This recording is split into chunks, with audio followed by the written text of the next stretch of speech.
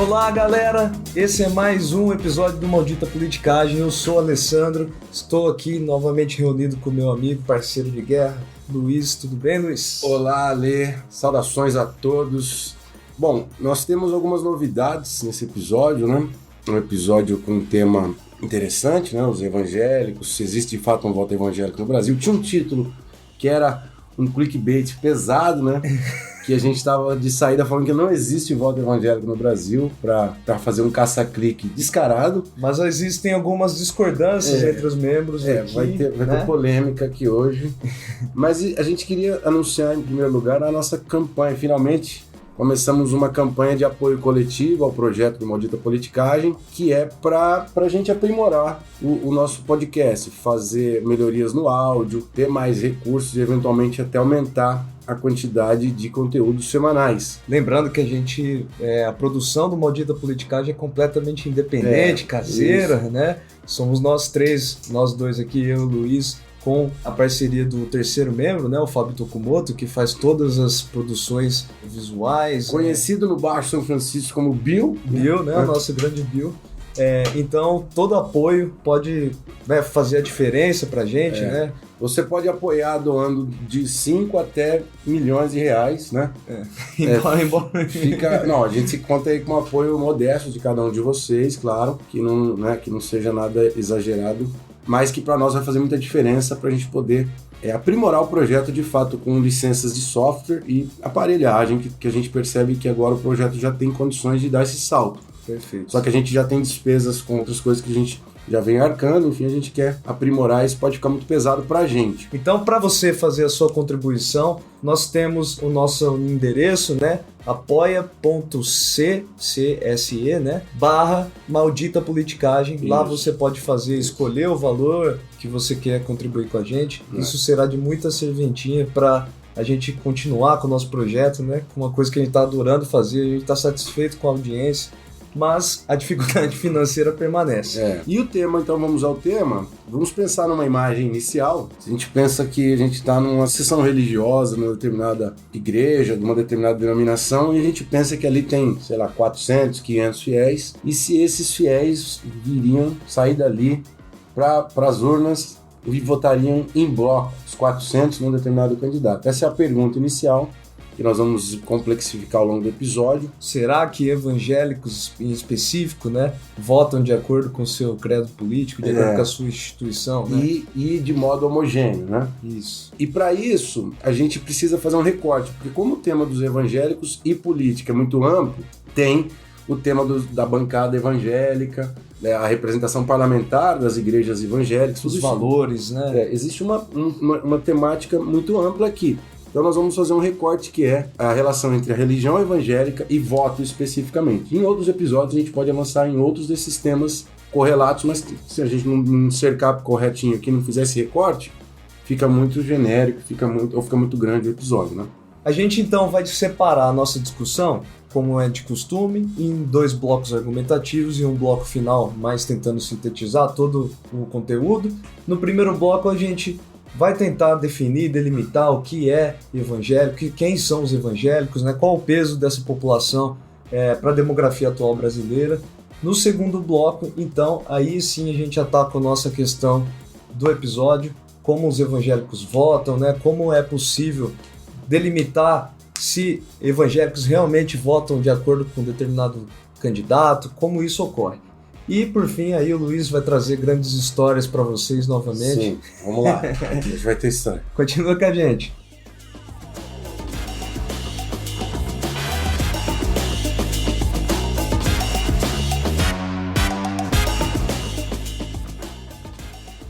Para a gente começar, é importante algumas ressalvas. Quando a gente analisa o tema da religião e frequenta as redes sociais, é muito comum ver piadas e brincadeiras, e claro que ninguém é dono das piadas de ninguém, mas é importante não partir de um pressuposto de que existe superioridade moral entre religiões, seja no modo da religião ver qualquer coisa e no modo da religião ver política. Me irrita muito quando a gente está no Twitter vendo pessoas chamarem qualquer eleitor do Bolsonaro de fascista, como se uma senhorinha, né, conservadora fosse equivalente a um Mussolini.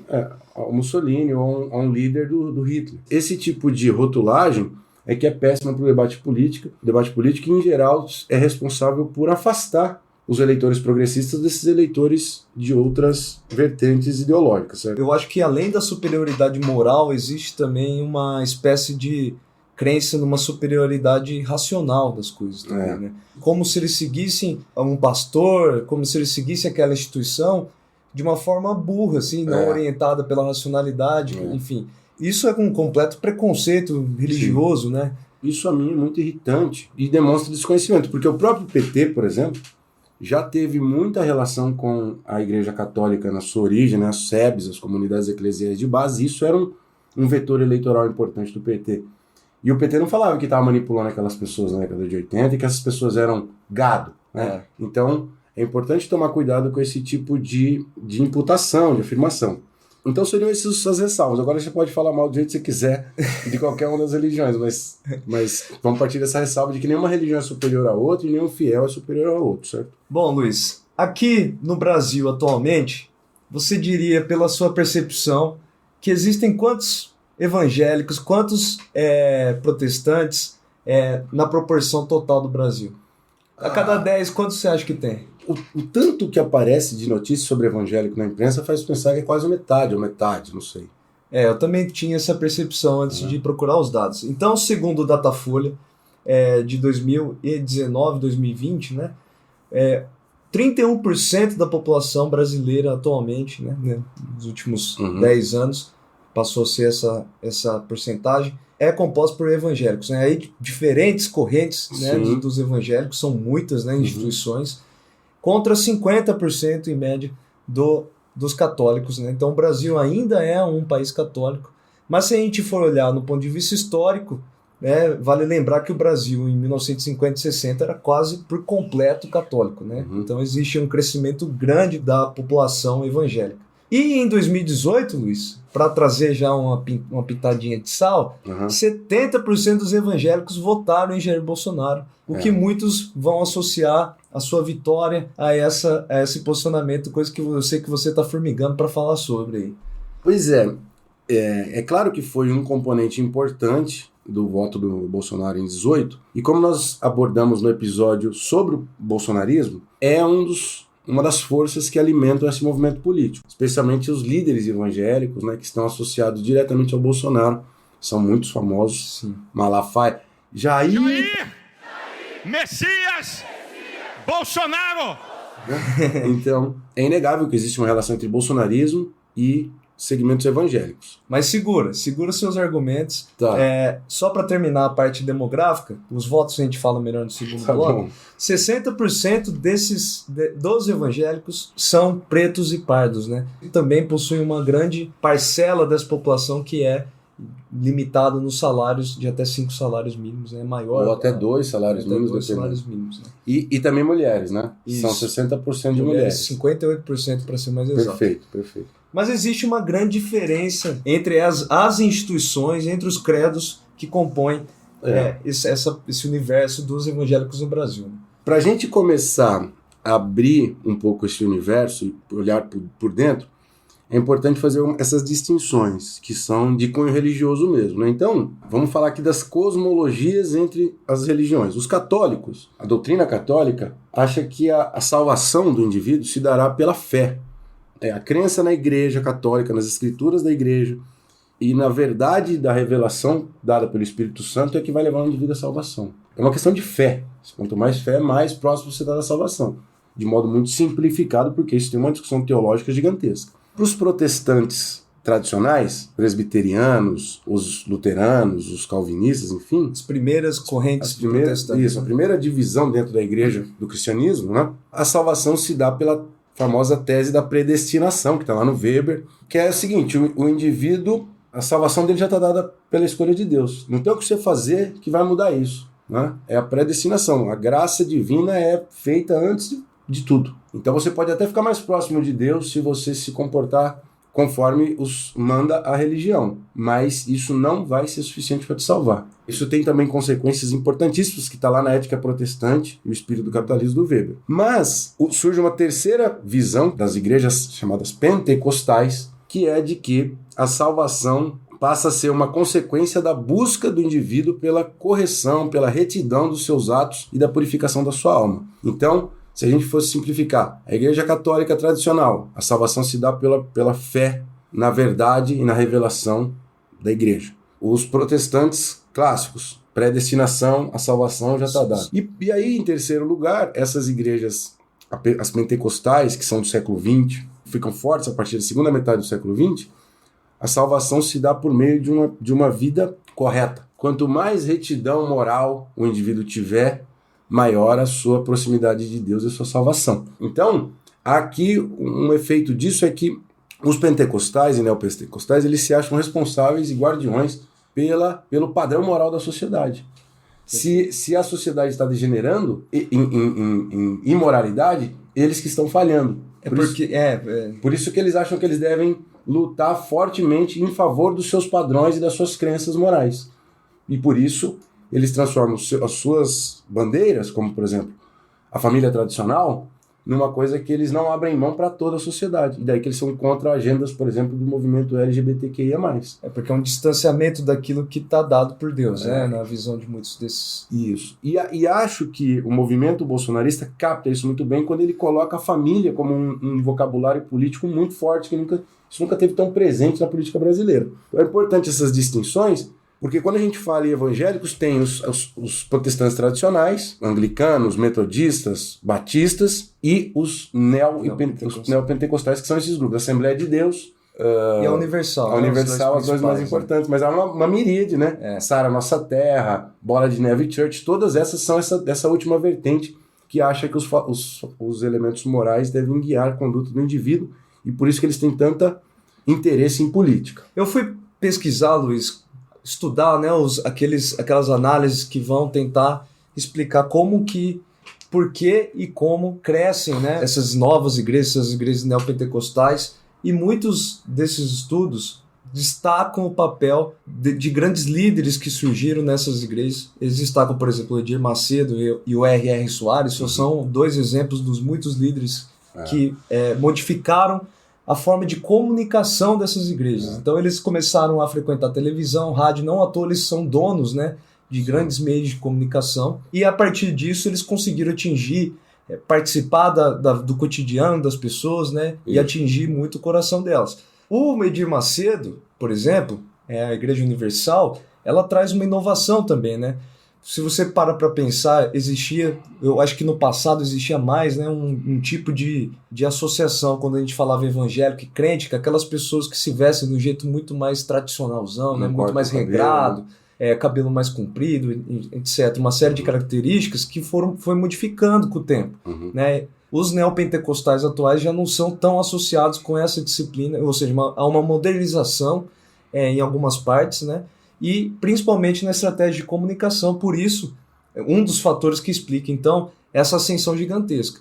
E uma das características dessas novas igrejas neopentecostais que vai influenciar o discurso político é uma espécie de combate, que tem a ver com isso que você está falando de guardião da moralidade, né? Sim. É um combate às forças demoníacas. Eu trouxe aqui uma citação direta do R.R. Soares, aqui eu cito a matéria do Nexo Jornal, que a gente recomenda muito, sempre nos ajuda muito também nos episódios. Então, abre aspas. Não existe nada que esteja fora da ação demoníaca. No futebol, na política, nas artes e na religião, nada escapa ao cerco do diabo. Por trás da religião, do intelectualismo, da poesia, da arte, da música, da psicologia, do entendimento humano e de tudo com que temos contato, Satanás se esconde. Então, R.R. Soares, um dos fundadores da Igreja Internacional da Graça de Deus. Show! Satanás. Então tomem cuidado com a equipe de futebol que vocês têm, das artes, enfim, Show! Pode Satanás. estar presente lá. Essa coisa do satanismo é muito presente nessas neopentecostais. Então, só para sistematizar essa última pegada tua, e o que eles inovam, né? O Edir Macedo, o R.R. Soares, o Malafaia, a partir dos anos 80, com aquela doutrina que eu disse, eles incorporam a profissionalização da comunicação por meio da TV, a pregação da teologia da prosperidade, né, que é possível você ficar rico, se você ter a vida correta, e terceiro, uma incursão forte pelos partidos, que é objeto do bloco 2. Beleza.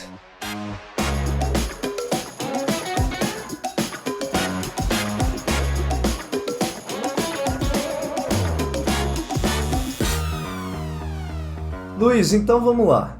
Ser evangélico determina votos? Pô, já com o pé na porta? É, isso aí. Vamos começar com a resposta do ex-ministro Pazuello. Há um grau de prisma aqui.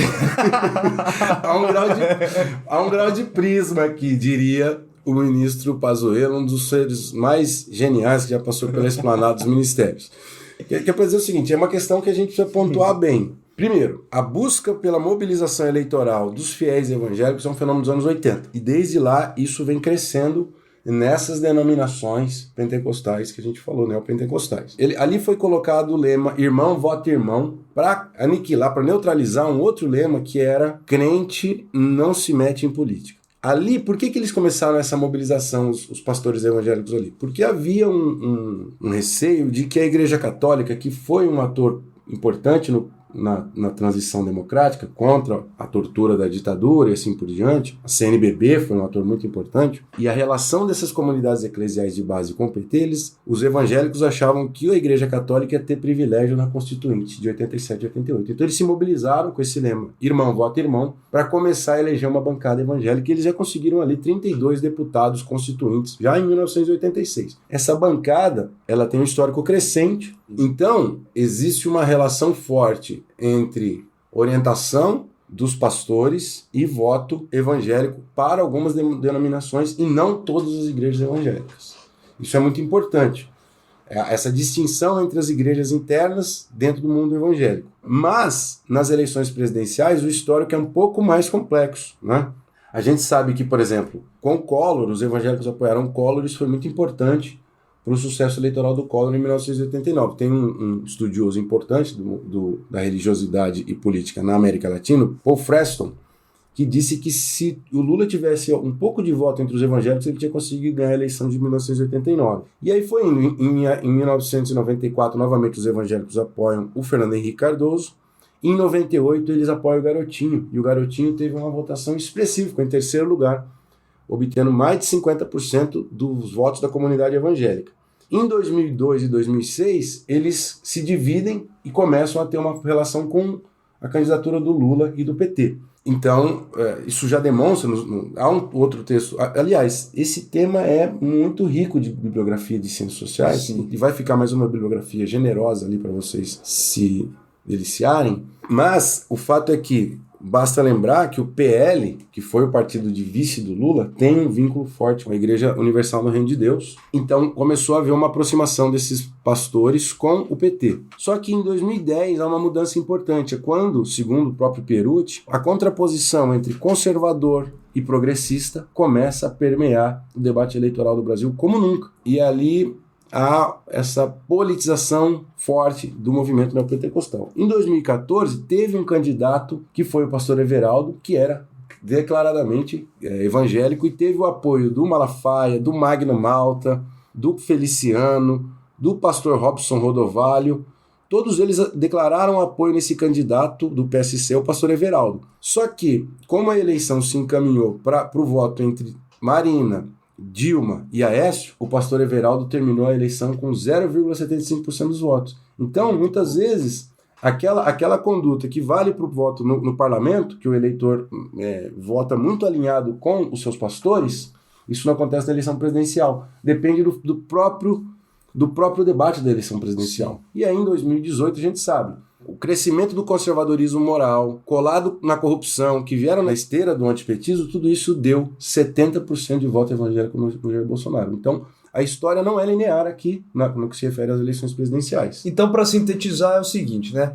Há na bibliografia o achado, a constatação de que para deputados, a maioria das vezes são deputados federais e estaduais, existe sim uma força muito grande dos votos associados às igrejas, né? Associados às instituições religiosas. As pessoas votam de acordo com aquilo que é determinado pela instituição. Agora, no caso da presidência da República, existe um jogo mais complexo, né?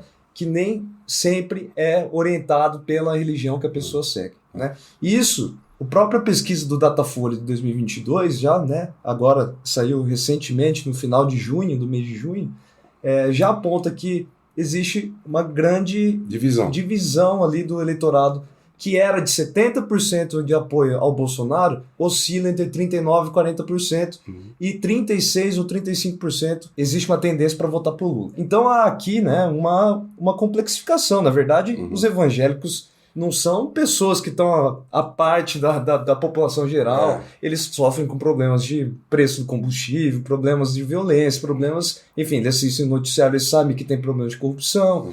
Então tudo isso vai afetando da mesma forma. Não significa que o fato da pessoa ser evangélica vai votar naturalmente para um candidato. Porque é esse o risco que nós temos, na maioria das vezes, quando a gente fala sobre temas que são desconhecidos, né? Até por nós mesmos, né?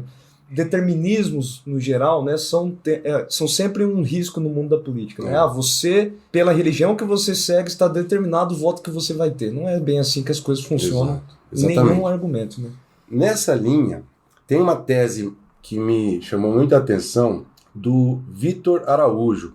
Foi uma tese defendida na USP em 2019, inclusive ganhou o prêmio CAPES de melhor tese de ciência política daquele ano, que se chama Se a Religião Distrai os Pobres. E aí ele faz uma grande discussão entre voto distributivo, que é esse voto por melhoria de renda, e a religião evangélica. O Vitor identifica o seguinte na tese, porque havia um argumento, inclusive muito difundido entre as próprias lideranças petistas, de que aqueles eleitores beneficiados pelo programa Bolsa Família não tinham nenhum preconceito e votavam no PT tranquilos porque estavam tendo melhoria de vida.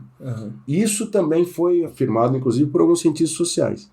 Mas aí que está, a tese do Vitor ela é contraintuitiva em relação a esse argumento, porque ele diz o seguinte: não, os eleitores evangélicos de baixa renda das neopentecostais resistiam ao PT mesmo quando estavam melhorando de vida. Esse argumento, ele mostra que no conjunto das religiões evangélicas há uma clivagem. Os evangélicos tradicionais não resistem tanto ao PT, mas os evangélicos neopentecostais resistem mais ao PT, o que não significa que nenhum evangélico vai votar no PT porque está precisando melhorar de vida e defende políticas de distribuição de renda. Mas que por conta da clareza que o eleitor evangélico tem de que o PT defende pautas progressistas, como, por exemplo, liberdade sexual e aborto, muitas vezes eles resistem ao PT, tendem a resistir a votar no PT.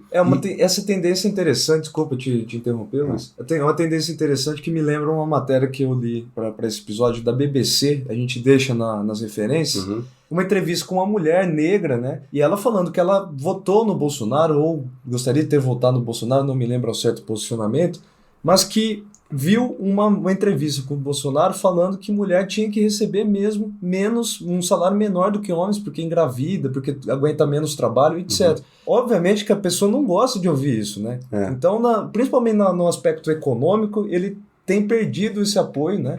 E nesse caso também um pouco de moral, né? Um aspecto moral também, né? O não respeito à igualdade de gênero, etc. também causou um desconforto na pessoa. Aproveitando que você citou a BBC, eu também tenho um vídeo que nós vamos deixar recomendado aqui, que é uma espécie de documentário curto de 40 minutos que se chama O Dilema das Evangélicas, das mulheres. E ele mostra como que há uma divisão no interior do eleitorado evangélico feminino, porque algumas ainda mantêm apoio ao Bolsonaro, mesmo diante dos absurdos que ele falou em relação às mulheres ao longo de toda a sua jornada recente, e outras já não compactuam mais com o voto em Bolsonaro, em função, por exemplo, das atitudes dele durante a pandemia e essas outras manifestações machistas que ele tem. Então, ali no vídeo da BBC, dá para ver esse racha. Sim. Portanto, significa que os eleitores evangélicos não vão se comportar como se comportaram em 2018, muito provavelmente. Mas que ainda assim, se a gente levar em conta a tese do Vitor, existe um grupo dentro dos evangélicos neopentecostais que tendem a resistir ao PT, mesmo diante de um momento de crise econômica. Se bem que a eleição de 2022 provavelmente vai trazer alguma mudança, porque a crise econômica é muito severa. Né? Perfeito. Então é algo que está em aberto. Vamos fechar o raciocínio. Não existe homogeneidade no voto evangélico. Os evangélicos tendem a votar em candidato a deputado que o seu pastor sugere. E em partidos de direita, normalmente, PRB e PSC. Para o parlamento. Mas nas eleições presidenciais, o voto é mais complexo. Depende do contexto eleitoral, crise econômica, crescimento econômico. Mas existe uma fatia do eleitorado evangélico, especialmente os neopentecostais, que tendem a ser refratários de uma agenda conservadora e resistir a partidos de esquerda. Perfeito.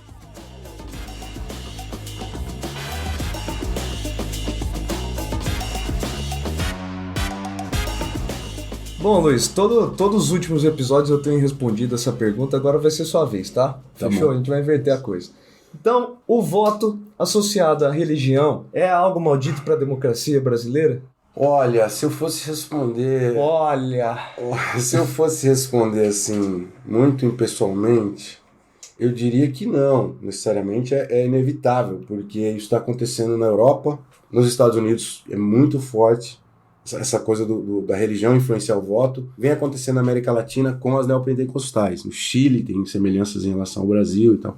Isso está acontecendo no mundo. Agora, eu tenho medo de a gente chegar num determinado momento, por exemplo, que nós temos a Damares governando um estado, o Feliciano governando o outro, o Russomano governando o outro, mas é possível assim, uma república semi-evangélica que tolha direitos, Pois eu tenho esse tem alguns países, por exemplo, Israel, todos os partidos políticos possuem uma bandeira declaradamente religiosa. Né? Então esse é esquisito, né? Uma democracia que tenha entre a distinção partidária as suas religiões. Assim. Eu também tenho um pouco de receio. Mas e história? Você tem alguma pra gente contar aqui? Eu lembrei agora, preparando o conteúdo dessa semana, que quando eu estava lá na eleição de 2010, estava fazendo um relatório do mestrado, dava aquele tilt na cabeça lá por 4 horas da tarde, eu ligava a televisão, televisão aberta, ia passando o canal, e daí parava, tinha um dia que eu parei, tava o Silas Malafaia.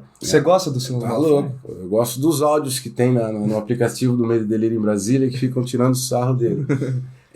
Mas ele falava assim, em 2010, a eleição da Dilma pela primeira vez, né? Falava assim, no voto para presidente cada um escolhe o seu, mas o voto para deputado você tem que votar conforme a sua igreja. É voto de representação setorial. Era de uma racionalidade muito impressionante. E é isso mesmo que se funciona vota. Melhor que um partido. E é assim mesmo que a gente vota pro voto pro legislativo. Você defender a sua bandeira. Só que ao longo do tempo, o Silas Malafaia se associou pesadamente ao Bolsonaro e hoje ele é um dos defensores mais ardorosos e intransigentes do bolsonarismo, né? Então mostra um pouco essa trajetória de parte do neopentecostalismo que se perfilou de modo cada vez mais influente na política brasileira, a ponto de estar muito entranhado em agências do governo federal. Agora tem ministro do Supremo, né, de orientação evangélica. A primeira-dama faz culto evangélico em algumas arenas do governo. Então isso tudo demonstra esse crescimento da força política desse setor. Aí você não tem história? Eu tenho uma experiência que eu tive na vida, né? Quando eu trabalhei numa comunidade bastante carente, muito pobre, né, aqui de Curitiba, numa escola, e naquele bairro nada funcionava, né, tudo, asfalto tudo destruído, né, aquela coisa de onde o Estado parece não lembrar da existência, só se lembra quando a polícia vai lá dar cacetada nos outros. Ali naquele bairro existia a escola, né, o que tinha do Estado, a escola, que era muito ruim, né, muito ruim no ponto de vista da estrutura, do número de funcionários, e um posto de saúde. O Estado era isso, né?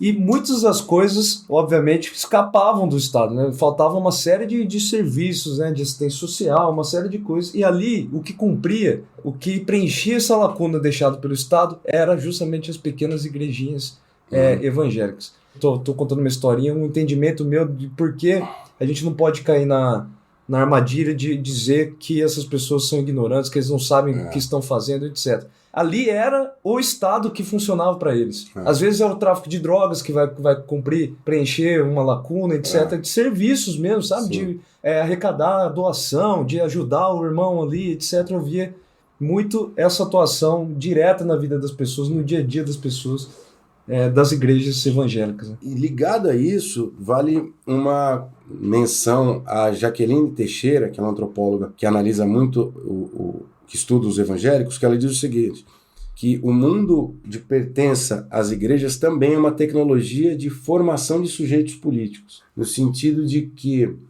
num mundo cada vez mais politizado, em que as identidades políticas são cada vez mais presentes na vida pessoal, por conta das próprias redes sociais, a igreja ajuda a conformar a identidade e atitude política em relação ao mundo. Se você é a favor de A ou B, se você é a favor do movimento LGBTQIA+, se você é contrário, se você é isso.